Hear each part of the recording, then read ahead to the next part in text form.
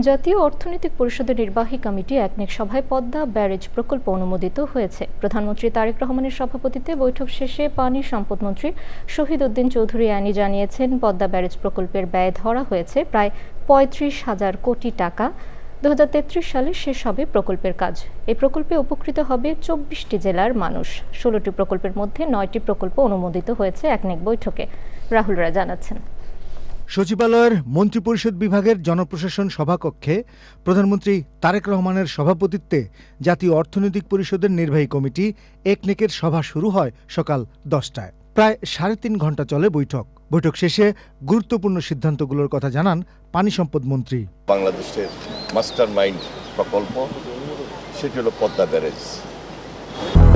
200-র বেশি সার্ভিস ও ফিচারে লেনদেনের সব বিকাশ অ্যাপে সম্ভব। প্রায় ৩৫,০০০ কোটি টাকার এই প্রজেক্ট আজকে অনুমোদন হয়েছে, যেখানে বাংলাদেশের 3 ভাগের 1 ভাগ অঞ্চল, 24টা জেলা, 7 কোটি মানুষ, 37% তারা উপকারভোগী। জনস্বার্থে জনগুরুত্বপূর্ণ বিদায় এই প্রকল্পটি আজকে অনুমোদন হয়েছে। 7 বছর লাগবে এই প্রজেক্টটা শেষ করতে। 2033 সনে এই প্রজেক্টটা শেষ হবে। পদ্মা ব্যারেজ প্রকল্প বাস্তবায়নের সুফলগুলো তুলে ধরেন পানি সম্পদ মন্ত্রী। ফারাক্কা ব্যারেজের কারণে আমাদের ওই অঞ্চল শুষ্ক মৌসুমে, যেখানে 15% পানি আমরা পাই, এটা তো সেখানে একটা শুষ্ক মৌসুমে একটা বিশাল খরার সৃষ্টি হয়।